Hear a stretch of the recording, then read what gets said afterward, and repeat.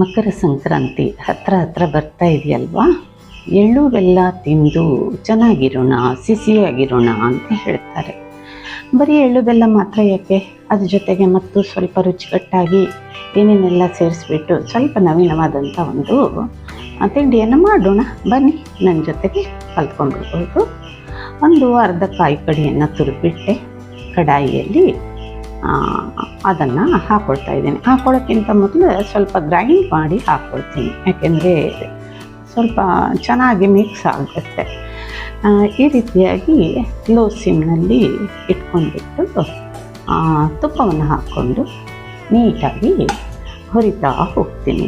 ಎಷ್ಟು ಅಂದರೆ ಅದು ಸ್ವಲ್ಪ ಕೊಬ್ಬರಿಯನ್ನು ಹೇಗೆ ಹುರಿತಿರಲ್ಲ ಆ ಹಂತಕ್ಕೆ ಅದನ್ನು ಹೊರಸ್ಕೊಳ್ಳೋದು. ಆ ರೀತಿ ಮಾಡಿಕೊಂಡಾಗ ತುಂಬ ದಿನ ಅದನ್ನೇ ಇಟ್ಕೊಂಡು ತಿನ್ನಬಹುದು. ಅದಕ್ಕಾಗಿ ನೋಡಿ ಎಷ್ಟು ಚೆನ್ನಾಗಿ ಹುರಿದಿದೆ. ಅದ್ರ ಜೊತೆಗೆ ಮೊದಲೇ ನಾನು ಡ್ರೈ ಫ್ರೂಟ್ಸ್ ಏನಿದೆಯಲ್ವ ಅದನ್ನು ಸ್ವಲ್ಪ ಹುರಿದುಬಿಟ್ಟು ಎಲ್ಲ ಸೇರಿಸ್ಕೊಂಡ್ಬಿಟ್ಟಿದ್ದೀನಿ. ಕಾಜು ಬಿ ಇದೆ ಅದರೊಳಗಡೆ, ಬಾದಾಮಿ ಇದೆ, ಏನು ನಟ್ಸ್ ಇದೆ, ಎಲ್ಲ ಸೇರಿಸ್ಕೊಂಡ್ಬಿಟ್ಟಿದ್ದೀನಿ. ಕೆಲವೊಂದು ಸೀಡ್ಸ್ ಕೂಡ ಹಾಕಿದ್ದೀನಿ. ಎಲ್ಲವನ್ನು ಸೇರಿಸ್ಬಿಟ್ಟು ಹುರಿದ್ಬಿಟ್ಟು ಅದನ್ನು ಸ್ಲೈಸ್ ಚಿಕ್ಕದಾಗಿ ಕಟ್ ಮಾಡಿ ಸೇರಿಸ್ಕೊಂಡಿದ್ದೀನಿ. ಜೊತೆಗೆ ಕೊನೆಯಲ್ಲಿ ನಾನು ಏನು ಮಾಡಿದೆ, ಸ್ವಲ್ಪ ಬ್ರೌನ್ ನಟ್ಸ್ ಇದೆ, ಶೇಂಗಾ ಇದೆ, ಅದನ್ನು ಕೂಡ ಹುರಿದ್ಬಿಟ್ಟು ಮೇಲಿನ ಲೇಯರನ್ನು ತೆಗೆದಿದ್ದೀನಿ. ಅದನ್ನು ಕೂಡ ಸೇರಿಸ್ಕೊಳ್ತಾ ಇದ್ದೀನಿ. ತುಂಬ ರುಚಿಯಾಗಿರುತ್ತೆ, ಹೆಲ್ದಿಯಾಗಿರುತ್ತೆ. ಸುಮ್ಮನೆ ಎಳ್ಳುಂಡೆ ಮಾಡ್ತೀವಿ, ಅದು ಶಾಸ್ತ್ರ ಇರ್ಬೋದು. ಶಾಸ್ತ್ರದ ಜೊತೆಗೆ ಸ್ವಲ್ಪ ಸುಖಕ್ಕೂ ಕೂಡ ಗಮನವನ್ನು ಕೊಡೋಣ. ಸ್ವಲ್ಪ ಹೊಸತನ ಬೇಕು. ನೋಡಿ, ಬೆಲ್ಲ ತುಂಬ ಒಳ್ಳೆಯದಲ್ವ ದೇಹಕ್ಕೆ. ನಾನು ಯಾವಾಗಲೂ ಜೋನಿ ಬೆಲ್ಲವನ್ನೇ ಸೇರಿಸೋದು, ಹೆಲ್ತಿಗೆ ಕೂಡ ಒಳ್ಳೆಯದು. ನೀವು ಬೇಕಿದ್ರೆ ಸಕ್ಕರೆ ಸೇರಿಸ್ಕೊಳ್ಳಿ, ಬೆಲ್ಲ ಗಟ್ಟಿ ಬೆಲ್ಲವನ್ನು ಪುಡಿ ಮಾಡಿ ಸೇರಿಸ್ಕೊಳ್ಳಿ. ಅದು ಜೋನಿ ಬೆಲ್ಲ ಹಾಕಿದರೆ ಏನಾಗುತ್ತೆ ಅಂತಂದರೆ ಪಾಕ ನೋಡೋದಕ್ಕೂ ಕೂಡ ಅನುಕೂಲ ಆಗುತ್ತೆ, ನೀರನ್ನು ಸೇರಿಸ್ಬೇಕಾಗಿಲ್ಲ. ಮತ್ತು ಸಕ್ಕರೆಗಿಂತ ಬೆಲ್ಲ ಒಳ್ಳೆಯದಲ್ವ. ತಳೆ ಗಟ್ಟಿ ಇರುವಂಥ ಕಡಾಯಿಯಲ್ಲಿ ಹಾಕ್ಕೊಂಡು ನಿಧಾನವಾಗಿ ತಿರುಗಿಸ್ತಾ ಬಂದಾಗ ನೋಡಿ ತಳವನ್ನು ಬಿಡ್ತಾ ಇದೆ.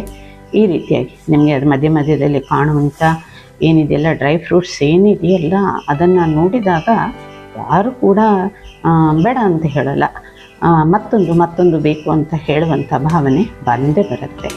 ಈ ರೀತಿಯಾಗಿ ನಿಧಾನವಾಗಿ ತಿರುಗಿಸ್ತಾ ಹೋಗೋಣ. ಫ್ರೆಂಡ್ಸ್, ನೀವೇನಾದರೂ ನನ್ನ ಚಾನಲನ್ನು ಸಬ್ಸ್ಕ್ರೈಬ್ ಮಾಡಿಲ್ಲ ಅಂದರೆ ಖಂಡಿತ ಮಾಡಿ. ನೋಡಿ, ಪ್ಲೇಟಿಗೆ ಮೊದಲೇ ಸ್ವಲ್ಪ ತುಪ್ಪವನ್ನು ಸವರ್ಕೊಂಡ್ಬಿಟ್ಟಿದ್ದೀನಿ.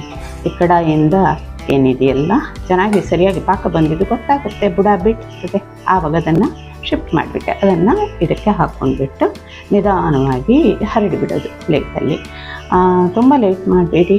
ತಕ್ಷಣ ಅದನ್ನು ಪ್ರೆಸ್ ಮಾಡಿ ಅದಕ್ಕೆ ಒಂದು ಶೇಪ್ ಕೊಡಬೇಕಲ್ವ, ಇಲ್ಲಾಂದರೆ ಏನಾಗ್ಬಿಡುತ್ತೆ, ಪುಡಿ ಆಗಿಬಿಡುತ್ತೆ.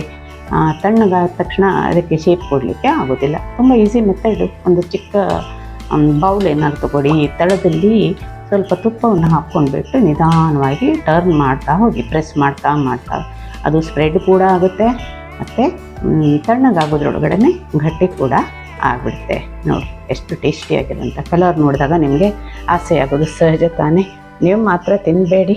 ಸಂಕ್ರಾಂತಿಯಲ್ಲಿ ಹೇಗೆ ಸಂಕ್ರಾಂತಿ ಕಾಳು, ಎಳ್ಳುಂಡಿ, ಎಳ್ಳು ಬೆಲ್ಲ ಎಲ್ಲವನ್ನೂ ಹಂಚ್ಕೊಂಡ್ಬಿಟ್ಟು ನಾವು ತಿಂತೀವಲ್ಲ, ಹಾಗೆ ಇದನ್ನು ಕೂಡ ಹಂಚ್ಕೊಳ್ತೀನಿ. ನಿಮಗೆ ಏನು ಹೇಳ್ತೀನಿ, ಅಡ್ವಾನ್ಸ್ ಆಗಿಯೇ ಇದನ್ನು ಮಾಡೋದನ್ನು ನಾನು ಮಾಡಿ ನೋಡಿದೆ. ಟೇಸ್ಟ್ ಕೂಡ ಚೆನ್ನಾಗಿತ್ತು. ನೀವು ಕೂಡ ಮಾಡಲಿಕ್ಕೆ ಒಂದು ಅನುಕೂಲ ಆಗುತ್ತೆ ಅಂತ ಹೇಳಿಬಿಟ್ಟು ಈ ವಿಡಿಯೋವನ್ನು ಮಾಡಿ ಹಾಕ್ತಾಯಿದ್ದೀನಿ. ನೀವು ಟ್ರೈ ಮಾಡಿ, ಖಂಡಿತ ನೀವು ಇಷ್ಟಪಡ್ತೀರಾ. ಈ ರೀತಿಯಾಗಿರುವಂಥ ಒಂದು ಒಳ್ಳೆಯ ಏನು ಹೇಳ್ಬೋದು, coconut barfi with dry fruits ಅಂತ ಕೂಡ ಹೇಳ್ಬೋದು. ನಾನು ಚಿಕ್ಕಿ ಅಂತ ಹೇಳಿ ಇಟ್ಬಿಟ್ಟೆ, ಯಾಕೆಂದರೆ ಸ್ವಲ್ಪ ಪಾಕ ಏರು ಪಾಕ ಅಂತ ಹೇಳ್ತೀವಿ. ಹಾಗೆ ಮಾಡಿದಾಗ ಅದೇನಾಗುತ್ತೆ, ಚಿಕ್ಕಿಯ ರೂಪದಲ್ಲಿನೇ ಬರುತ್ತೆ. ಮಕ್ಕಳು ತುಂಬ ಇಷ್ಟಪಡ್ತಾರೆ. ನಾನು ಕೂಡ ಇದನ್ನು ಮಾಡಿದೆ. ನೋಡಿದಾಗ ಎಷ್ಟು ಚೆನ್ನಾಗಿ ಕಾಣುತ್ತೆ. ಮೇಲೆ ಕಾಜು ಇರುತ್ತೆ, ಅದರ ಜೊತೆಗೆ ಶೇಂಗಾ ಇರುತ್ತೆ. ಎಷ್ಟು ಪ್ರೋಟೀನ್ ಬೇಕು, ಎಷ್ಟು ಶಕ್ತಿ ಬೇಕು, ಶಕ್ತಿಯ ಜೊತೆಗೆ ಯುಕ್ತಿ ಕೂಡ. Thank you.